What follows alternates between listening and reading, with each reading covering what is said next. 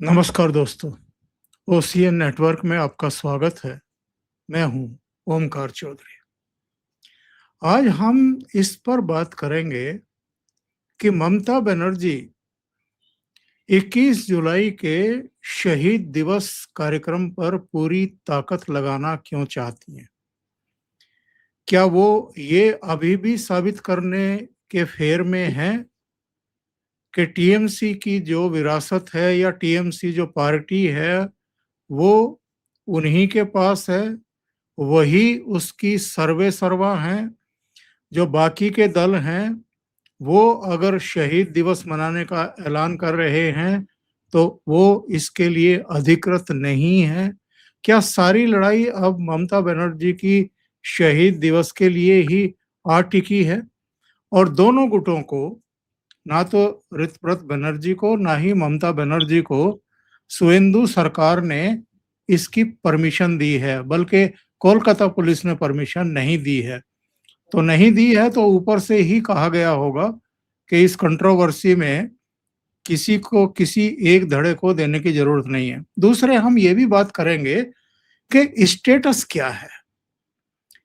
वैसे तो अब ये चुनाव आयोग के सामने मामला जा रहा है। ऋतव्रत बनर्जी और उनके संगी साथी आज चुनाव आयोग पहुंच रहे हैं दावा करने के लिए कि हम ही असली टीएमसी हैं और सिंबल हमें मिलना चाहिए।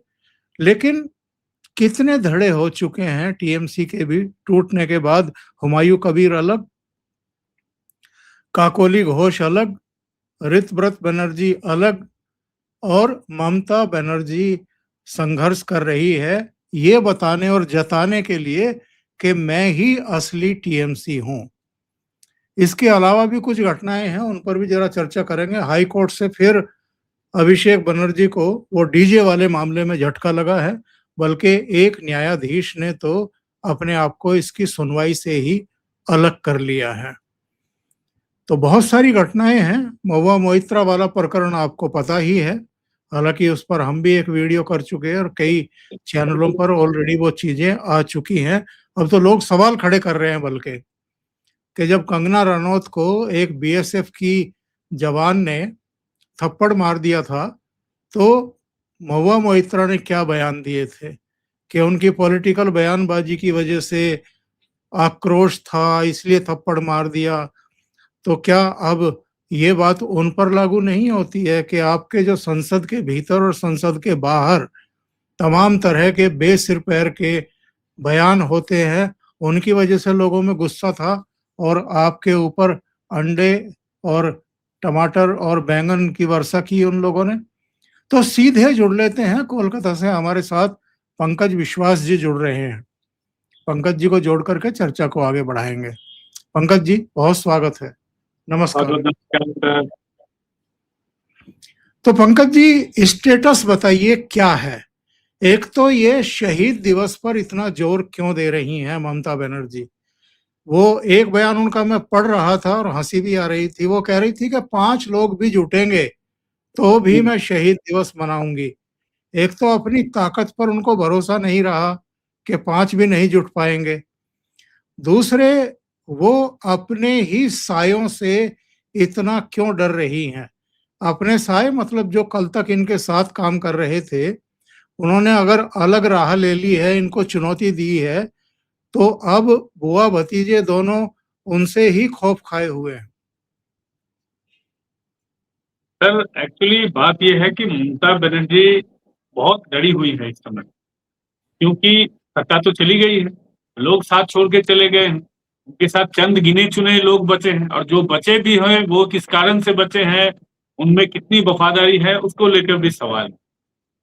और सबसे बड़ी बात है कि आज जब हमारी आपसे बातचीत हो रही है उस समय ऋतव्रत दिल्ली में है, सीईओ से मिले हैं, निर्वाचन कमीशन में वो गए हैं, इलेक्शन कमीशन में गए हैं, और उनका डिमांड ये है कि उनको सिंबल मिलना चाहिए, टीएमसी का जो सिंबल है। तो ममता बनर्जी सर बहुत खौफ खाई हुई है, और उनको लग रहा, हमें भी ये लग रहा है कि ममता बनर्जी के हाथ से जो है वो सिंबल भी चला जाएगा, और अगर सिंबल चला जाएगा तो पार्टी का जो फंड है, जिसके वजह से ममता बनर्जी अभी भी सोच रही हैं कि रिवाइव कर सकती है, क्योंकि राजनीति करने के लिए पैसे की जरूरत होती है, ये एक बहुत बड़ा कड़वा सच है भारतवर्ष में या कहीं भी पूरी दुनिया में। तो ममता बनर्जी को यही डर है कि उनका जो रिवाइवल का भी जो सपना है वो भी कहीं ना कहीं खत्म उनको होते दिख रहा है। इसीलिए ममता बनर्जी जो है वो शहीद दिवस जो मनाती है 21 जुलाई को कोलकाता में धर्मतला के आसपास, तो वहां एक बार उन्होंने ब्रिगेड किया था, उसके बाद वो सड़क पे ही करती। तो इसीलिए ममता बनर्जी ये करने की कवायद में है कि कम से कम एक मसल फ्लेक्स किया जाए कि हाँ लोग मेरे साथ हैं। अभी तक ऋतुव्रत बनर्जी भी वो भी बोल रहा है कि वो भी 21 जुलाई का जो शहीद दिवस का अनुष्ठान होता है वो करेगा, वहां सभा होगा। तो ममता बनर्जी अगर सभा करती है, ऋतुव्रत बनर्जी अगर सभा करता है, तो दोनों धड़ों में अगर अलग अलग जगह दो, स्वाभाविक है एक जगह तो करेंगे नहीं क्योंकि दोनों धड़ा अलग है, तो जिनकी सभा में ज्यादा लोग आएंगे तो असली तृणमूल वही माना जाएगा जनता की नजर में, कम से कम कि किसके पास ज्यादा लोग। अगर इन विधायकों के पास ज्यादा लोग हैं तो ये असली तृणमूल है, और अगर ममता के पास ज्यादा अभी भी फिलहाल कम से कम कैडर बेस अगर ज्यादा वो शो करने में कामयाब हुई तो वो दावा ठोक सकेंगे कम से कम जनता के सामने, या एक नैरेटिव करने की कोशिश करेंगे कि अभी भी मैं ही असली तृणमूल हूँ, या मेरे पास ही जनता का दारोमदार है, तृणमूल के लोगों का दारोमदार उनके ही पास है। तो इसी की वजह से ममता बनर्जी इतना ज्यादा 21 जुलाई को लेकर हाइप तैयार करने की कोशिश कर रही है। और सबसे बड़ी बात है कि उनके पास तो अभी ज्यादा लोग तो बचे नहीं हैं, चंद गिने चुने 4-5 लोग एकदम धर्मतला में जाकर कोलकाता के बीच सड़क पे वो फीता लेकर वो माप रहे थे कि कहाँ कितनी बड़ा डायस बनाएंगे 4 लोग। ये सारा सब नैरेटिव करने का कोशिश, सारा कुछ मीडिया में वो हाइप बनाने का कोशिश है कि अभी भी हम जमीन पे हैं, अभी भी हम हैं, हम मैदान छोड़ के भागे नहीं। हालांकि जनता का तो समर्थन है नहीं, पूरी तरीके से हार चुके हैं, पार्टी टूट चुकी है। इससे खराब सिचुएशन तृणमूल कांग्रेस ने कभी नहीं देखा था। एक दौर आया था तृणमूल कांग्रेस का बहुत बुरा, वो 2004 के आसपास, 2003-4, 2004 के चुनाव में ममता बनर्जी सिर्फ एक सीट जीती थी, 42 आउट ऑफ 42, और सिर्फ ममता बनर्जी साउथ कोलकाता से जीती थी, बाद बाकी उनके सारे जो सांसद थे हार गए थे। बाद बाकी मैक्सिमम जगह कुछ जगहों पे कांग्रेस जीती थी और मैक्सिमम जगह पे सीपीएम ही जीते थे, एग्जैक्ट आंकड़ा मुझे अभी याद नहीं आ रहा।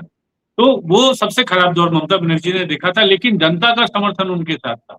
उस समय ममता बनर्जी अग्नि कन्या थी, उस समय ममता बनर्जी एकदम सततार प्रतीक उनको बोला जाता था, एकदम सच्चाई की देवी, सच्चाई की मूरत। तो वो जनता का एक एटमॉस्फेयर, जनता का प्यार उनके साथ था, साथ उनके साथ था। लेकिन अभी जो है न जनता का साथ है, न पार्टी का साथ है, लोग छोड़ के जा रहे। तो ये जो फेज है ममता बनर्जी के लिए, ये सबसे बुरा फेज है। इसीलिए ममता बनर्जी रिकवर करने की कोशिश कर रही है। देखिए, जब तक सांस है तब तक आस, लेकिन ममता बनर्जी सिर्फ कोशिश कर सकते हैं, लेकिन इसका कितना फायदा होगा, मुझे तो नहीं लगता है कि ममता बनर्जी को कुछ फायदा होगा। आने वाले दिनों में ममता बनर्जी की हालत और खराब होगी इसके बाद। स्टेटस क्या है? जैसे आप बता रहे हैं कि ऋतव्रत बनर्जी चुनाव आयोग गए हैं, वहां सिंबल पर दावा करेंगे। अब वो जा करके दावा करेंगे और उनको मिल ही जाएगा, ऐसा होता नहीं है। आमतौर पर उसमें सुनवाई में स्ट्रेंथ देखी जाएगी, आपके पास कितने एमएलए हैं, उनके पास कितने एमएलए हैं, उनसे भी पूछा जाएगा कि अगर आपके पास ज्यादा एमएलए हैं तो आप सूची दीजिए, उनके हस्ताक्षर दीजिए। दूसरे पैरामीटर्स भी होते हैं, केवल एमएलए से बात नहीं बनती है। सांसद भी पूछे जाएंगे कि 29 चुने गए थे, चलो एक सीट वैकेंट है डेथ की वजह से, तो 28 में से आपके पास कितने एमपी हैं। तो ये लड़ाई इतनी आसान भी नहीं है पंकज जी, जितनी शायद ऋतव्रत बनर्जी समझ रहे हैं। सर, लड़ाई आसान नहीं है, लेकिन लड़ाई जीतने का आसार तो सर उनके ही साथ है, मुझे ऐसा लगता है, क्योंकि सबसे बड़ा फ्रैक्शन उनके साथ है। अभी तो करीब करीब 65 लोगों से ज्यादा उनके पास नंबर हो गया होगा अभी तक, मुझे जितना लगता है। ममता बनर्जी के साथ दिन ब दिन नंबर धीरे धीरे कम रहा है। तब मैं विधायकों की बात कर रहा हूँ पश्चिम बंगाल विधानसभा में। और सबसे बड़ी बात है कि सांसदों का जो धड़ा है वो तो पूरी तरीके से टीएमसी से अलग ही हो चुका है, और वहां तो ऋतुव्रत बनर्जी का फ्रैक्शन नहीं है, ये तो सच है। लेकिन टीएमसी भी वहां पे दावा नहीं ठोक पाएगी कि हमारे साथ ज्यादा लोग हैं। और एनसीपीआई में उनकी जो ये है, एनसीपीआई में वो जो विलय कर चुके हैं, इसका भी ऑफिशियल रिकॉर्ड तो अभी तक सामने नहीं आया। लेकिन जो भी हो ममता के साथ तो नहीं है, यही फिलहाल दिख रहा है।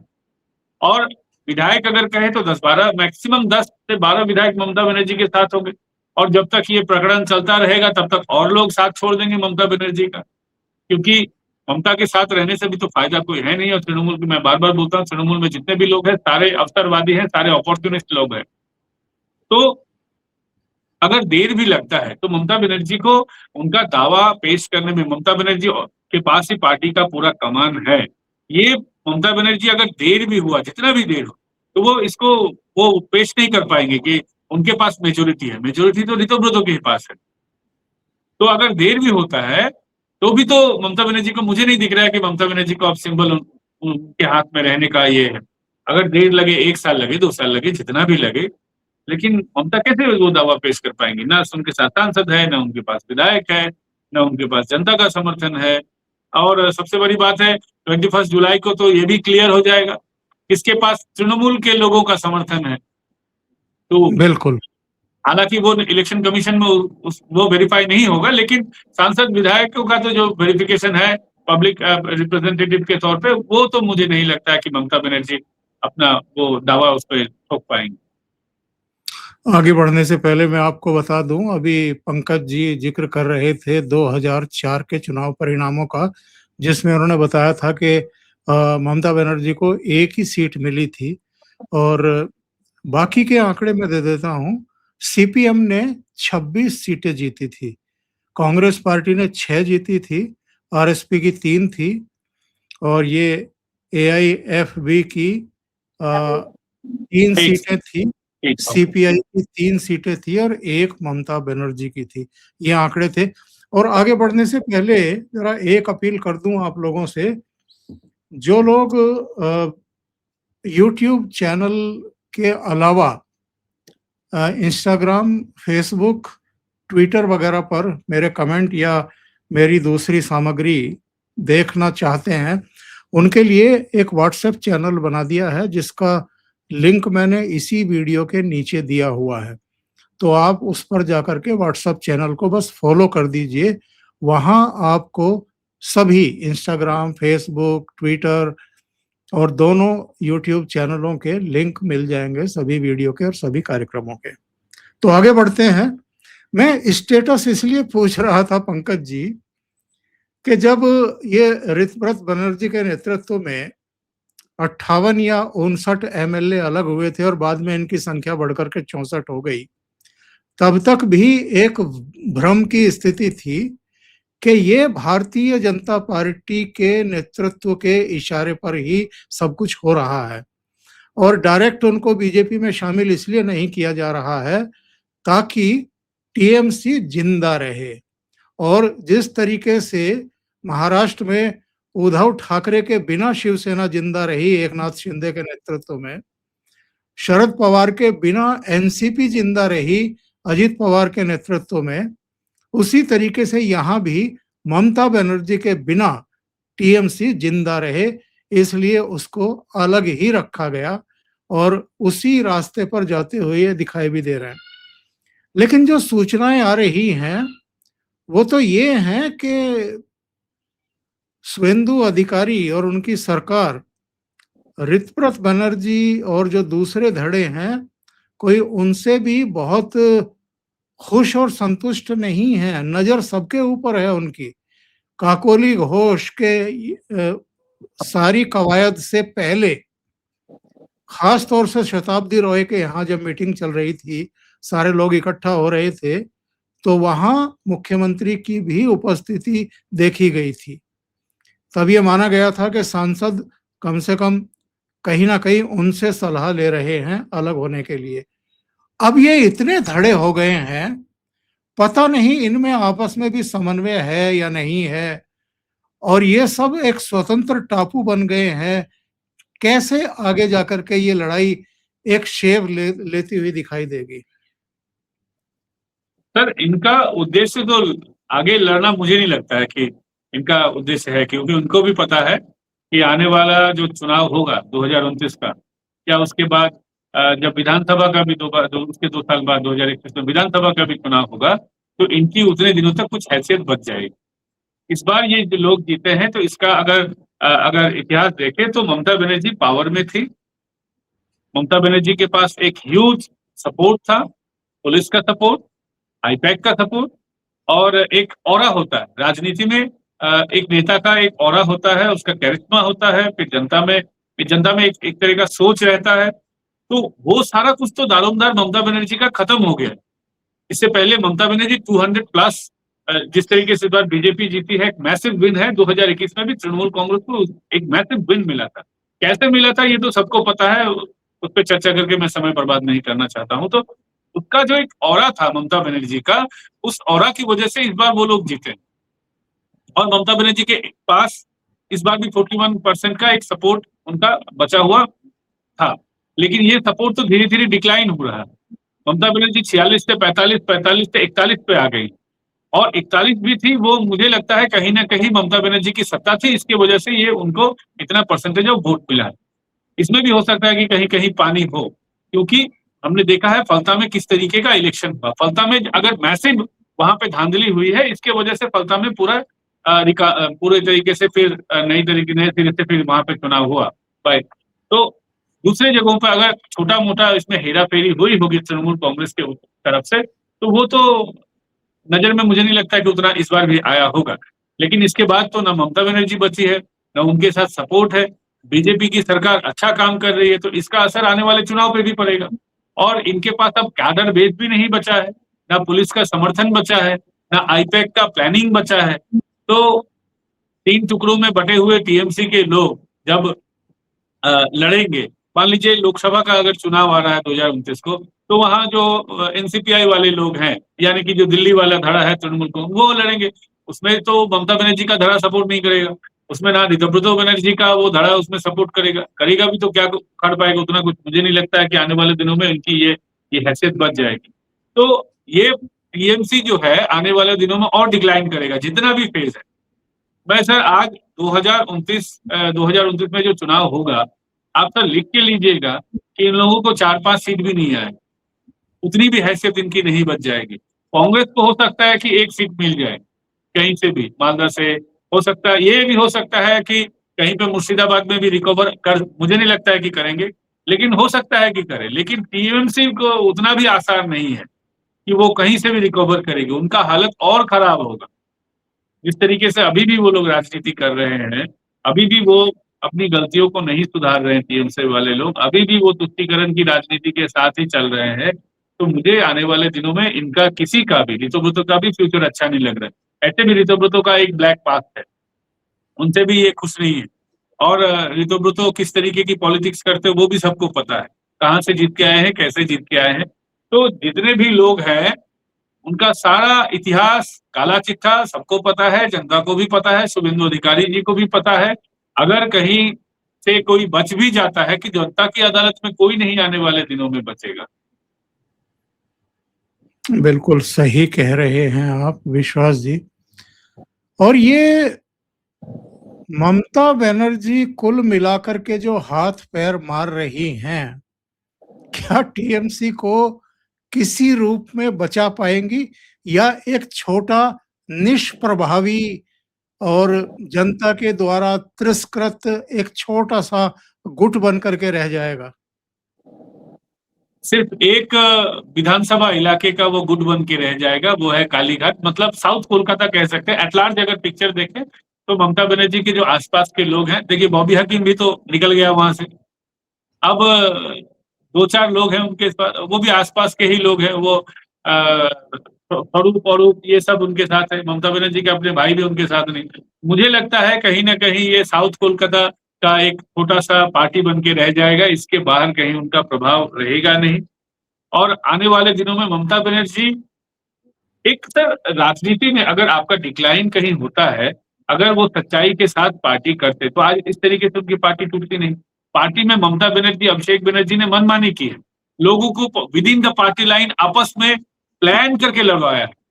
सर हर पार्टी में गुट होता है, हर पार्टी में पसंद नापसंद के लीडर होते हैं, एक लीडर दूसरे लीडर को पसंद नहीं करता, ये पार्टी में सच्चाई है। आंतरिक लड़ाई कलह हर पार्टी में होता है, कांग्रेस में भी था, जबरदस्त तरीके से था, बीजेपी में भी है, स्वीकार नहीं करेंगे अलग बात है। और टीएमसी में तो इन लोगों ने with in the party line बुआ भतीजे ने ये इसको क्रिएट किया था।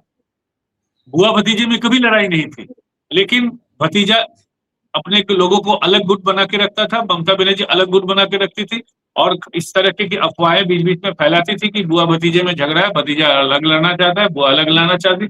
लेकिन ये सारा आईपैक का खेल था और इसलिए बनाया था कि दोनों लोगों से कटमनी आता रहे, एक इलाके में दो लोगों को जागीर मिलती रहे। इतना तो बुरा मतलब अंग्रेज भी नहीं थे, एक इलाके का एक ही जागीरदार होता था अंग्रेजों के जमाने में, लेकिन इन लोगों ने यही क्रिएट करके रखा था, जो सबसे ज्यादा पैसा देगा उनको टिकट मिलेगा। तो ममता बनर्जी की और ममता बनर्जी, अभिषेक बनर्जी जिस तरीके से चाल चल रहे थे with in the party line, उनके अपने लोग इससे नाखुश थे। सत्ता थी, पैसा आ रहा था, लोग साथ थे, लेकिन सत्ता जब चली गई, पैसा भी नहीं आ रहा है, ऊपर से अंडे पड़ रहे, गोबर बैगन ये सब आ रहा है।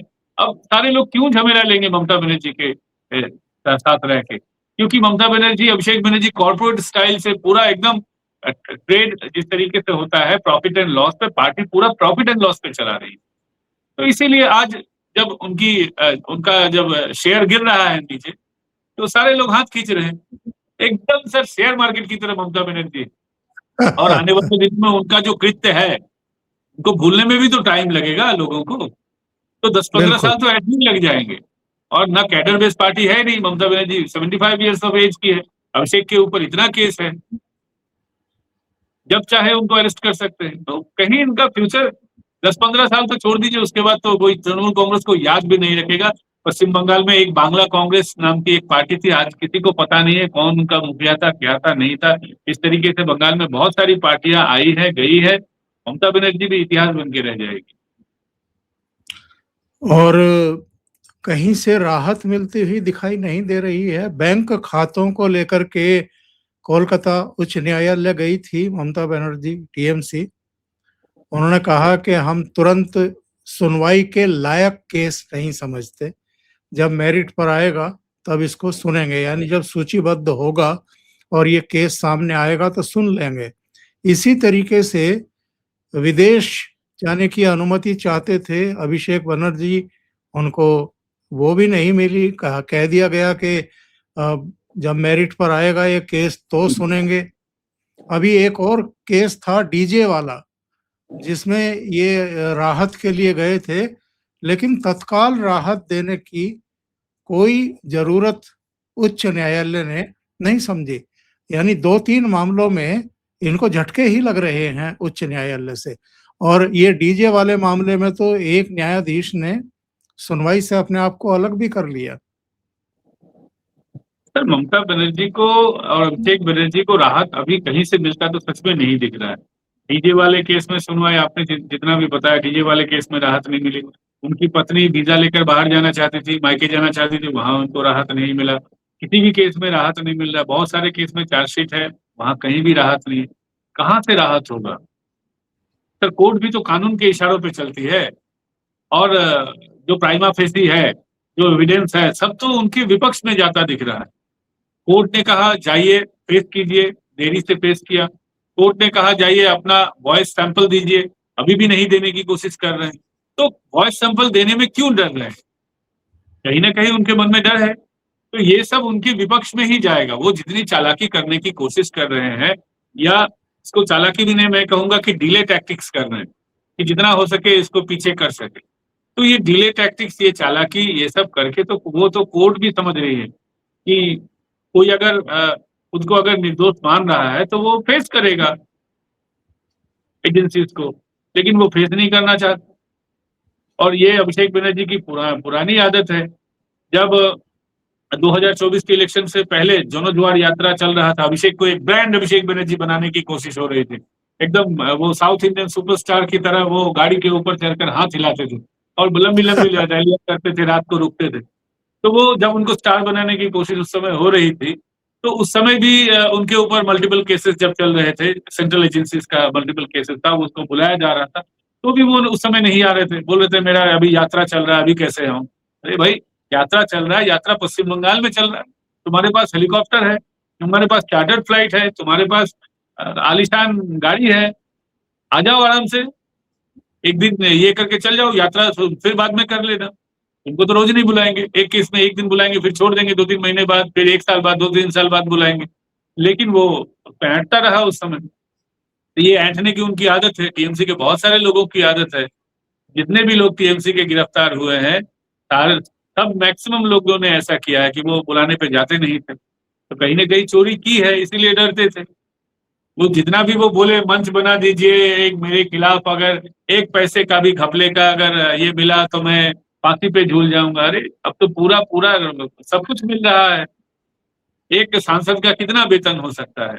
वो ये कलकत्ता में ही 10-12 वो आलीशान ये बना के बैठा हुआ है और वो एफिडेविट में लिखता है मैं अपनी बुआ के घर में रहता हूँ, मेरे नाम पे कोई घर नहीं है और इतने सारे घर हैं उसके, सारे आलीशान मल्टी स्टोरीज बिल्डिंग्स हैं। ये तो सबको अब दिख रहा है।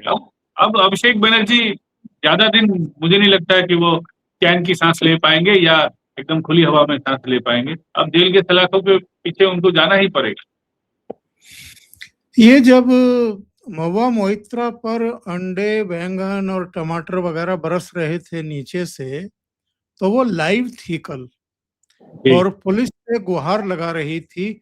बस रोना ही बाकी था। लगभग रोनी जैसी सूरत तो बनी ही हुई थी और वो कह रही थी कि तुरंत पुलिस भेजो, डीजीपी से अपील कर रही थी और भीड़ जो है वो नीचे से लगातार नारेबाजी भी कर रही थी और उनके ऊपर अंडे और बैंगन वगैरह भी फेंक रही थी। ये चेहरा देख कर के मुझे वीडियो पर एक बार तो समझ में नहीं आया पंकज जी कि महुआ ही हैं क्या? क्योंकि यहाँ तो लोकसभा में आती हैं तो एकदम अलग ही उनका आभा मंडल दिखाई देता है, ग्लैमरस छवि होती है उनकी। तो यहाँ लोगों को उनका ये रूप भी देखने को मिला इस बहाने। लेकिन इसके बाद जो बयानबाजी हुई है, शमीक भट्टाचार्य का मैं बयान देख रहा था आज सुबह। उन्होंने कहा इन्हीं के नाराज टीएमसी कार्यकर्ता हैं, उन्होंने ही ये अटैक किया है, बीजेपी का इससे कोई लेना देना नहीं है। अच्छा, किसी के हाथ में कोई बीजेपी का पोस्टर हो, बैनर हो या झंडे हों तो भी समझ में आए कि आप आरोप लगाओ कि बीजेपी के वर्कर जो हैं वो मेरे ऊपर ये अंडे फेंक रहे हैं। यही थी महुआ मोइत्रा जब कंगना रनौत पर एक बीएसएफ के जवान ने हाथ उठा दिया था, तो इन्होंने कहा था कि बहुत बक-बक करती हैं, राजनीतिक बयानबाजी करती हैं, तो इसलिए ये थप्पड़ पड़ा है।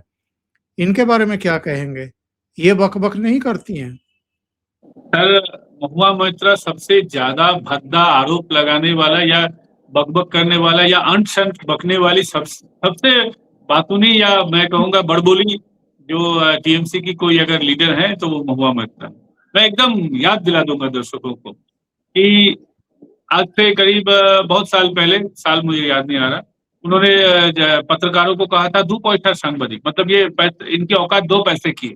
पत्रकारों को उन्होंने कहा था, जो अ, वहाँ के पत्रकार थे, जो कृष्णनगर में काम करते थे। हर टीवी और न्यूज़पेपर के पत्रकारों के लिए उन्होंने ये कहा था, किसी एक गुट के लिए नहीं। उनकी सभा में जो लोग थे, उनको उन्होंने इस तरीके से अभद्र टिप्पणी की थी पत्रकारों के ऊपर। पुलिस को उन्होंने कहा था, "दुई थप्पड़ मारते हैं", मतलब 2 थप्पड़ मारना चाहिए था। इसके बाद उन्होंने ये तो एकदम गैर कानूनी है मैं कहूँगा कि उन्होंने मतुआ जो एसटी संप्रदाय है, मतुआ कम्युनिटी, एसटी उनको कहा था कि ये लोग गले में लकड़ी की माला पहनकर भीख माँगने चले आते हैं, ममता के टुकड़ों पे पलते हैं। हम लोग इनको ये फैसिलिटी देते हैं, फिर भी जाके ये बीजेपी को वोट देके आते हैं, गद्दार लोग हैं। उन पे तो इस केस पे मुकदमा चलना चाहिए था, उनको तो अरेस्ट करना चाहिए था एससी-एसटी एक्ट में।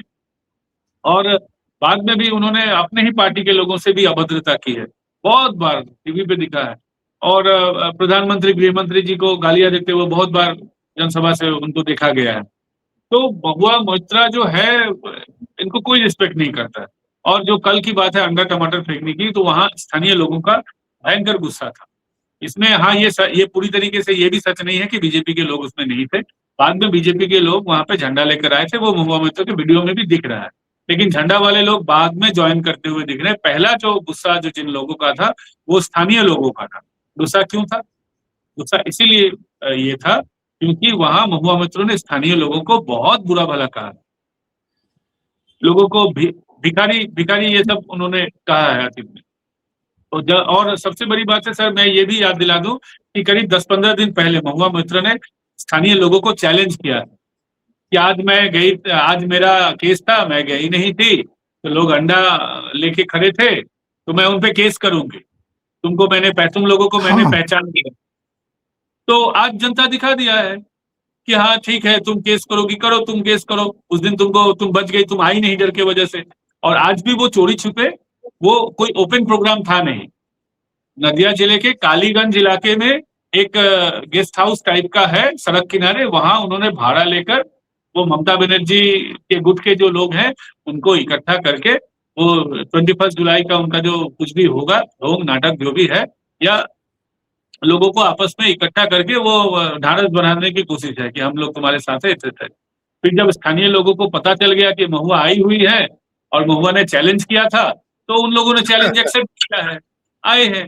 और महुआ को तो पीटा मारा नहीं है। सबसे बड़ी बात है कि गेस्ट हाउस का दरवाजा खुला था, अगर लोग चाहते तो ऊपर चढ़कर, अगर बंद भी था, ताला तोड़ना कोई बड़ी बात नहीं है। बंगाल के लोगों की किस तरीके से ताला तोड़ा जाता है, सब लोगों को, जो पॉलिटिकल पर्सन है, नॉन पॉलिटिकल पर्सन, सबको पता है। तो ताला तोड़कर ऊपर तो कोई एक इंसान भी चढ़ा नहीं। महुआ के साथ कोई किसी भी तरीके की बदसलूकी ऊपर चढ़कर तो हुआ नहीं। लोग जो गुस्सा है, इतना भी गुस्सा नहीं। 15 साल आपने सर लूटा है, 15 साल आपने अत्याचार किया है, लोगों के ऊपर फॉल्स केस दिए हैं। घर बनवाने पे एक नल लगाने के लिए भी सिंडिकेट से परमिशन लेना पड़ता था, लीगली घर बनेगा फिर भी कट मनी देना पड़ता था। ये गुस्सा इतना भी लोग रिफ्लेक्ट नहीं होगा क्या? इतना भी बीजेपी बोले इसकी छवि, बंगाल की छवि खराब हो जाएगी, फलाना होगा, ढिमका होगा, किंतु जिन लोगों ने सहा है, इंसान है, रिएक्ट तो करेंगे। और क्या रिएक्ट कर रहे हैं? 2 अंडा मार रहे, तो गोबर फेंक रहे, कीचड़ फेंक रहे। कीचड़ फेंकना तो कानूनी रूप से जुर्म है या नहीं ये भी मुझे पता नहीं, उस पर ही महुआ मोइत्रा चिल्लाती दिखी। और सबसे बड़ी बात है कि कृष्णनगर के ऊपर से ट्रॉपिक ऑफ कैंसर, कर्कट क्रांति रेखा वहां चली गई, बहुत ज्यादा वहां पे गर्मी है, अबव 40 डिग्री टेम्परेचर है, उससे ज्यादा उनमें से उनका जो सारा मेकअप था सर गल गया सारा मेकअप गल गया। और वो थोड़ा मोड़ा मेकअप फिर भी दिख रहा है क्योंकि वो ग्लो कर रहा है। और लोगों का महुआ का असली चेहरा, वो लुई भुटो का बैग, गुची का वो क्या बोलते हैं, गुची, परादा, लुई भुटो पता भी नहीं मुझे, क्योंकि उतनी मेरी हैसियत नहीं है। जो भी मैंने वो देखा है सारा, वो बैग वैग साड़ी वाड़ी वो छुपाती हैं, कभी महुआ छुपाती है, कभी काकुली घोष दस्तीदार छुपाती है, कभी सायनी छुपाती है। इनका छुपन छुपाई खेल लोगों ने देखा है। अब उनको मजा आएगा। वो इतना जो धौंस जमाती थी ना लोग अपने कार्यकर्ताओं के ऊपर, जनता के ऊपर, जो लोग बीजेपी के ऊपर, अब धौंस जमाए। सिर्फ एक उन्होंने वार्निंग दिया था कि अब तुम्हारे ऊपर केस होगा, उनको औकात पता चल गया। अब मैं बोलूंगा कि आप रेगुलरली जिस तरीके से धौंस जमाते थे अपने इलाके की जनता के, अब जमाइए, फिर देखिए क्या एक्शन होगा। बिल्कुल। पंकज जी, बहुत बहुत धन्यवाद आपका। अब तो अलग अलग राज्यों के मुख्यमंत्री भी उदाहरण देने लगे हैं साहब। रेवंत रेड्डी ने कल कहा कि भारतीय जनता पार्टी का जैसे बंगाल में ममता बनर्जी की वजह से एक सॉफ्ट प्रवेश हो गया, वैसा हम यहाँ नहीं होने देंगे, तेलंगाना में नहीं होने देंगे। तो यानी एक तेलंगाना का मुख्यमंत्री भी अब ममता बनर्जी पर हंस रहा है, तंज कस रहा है और एक अलग तरीके से बीजेपी को चैलेंज करने की कोशिश कर रहा है। बहरहाल ये तो कांग्रेस का और ममता बनर्जी का बड़ा खट्टा मीठा सा एक अनुभव और रिश्ता है। कभी ममता बनर्जी सोनिया गांधी से मिलती है जाकर के, अभिषेक बनर्जी राहुल गांधी से मिलते हैं, कभी उनका मुख्यमंत्री ममता बनर्जी पर तंज कसता हुआ दिखाई देता है। तो पंकज जी, बहुत धन्यवाद आपका जुड़ने के लिए और बहुत महत्वपूर्ण बिंदुओं पर चर्चा करने के लिए। Thank you so much. नमस्कार। धन्यवाद सर।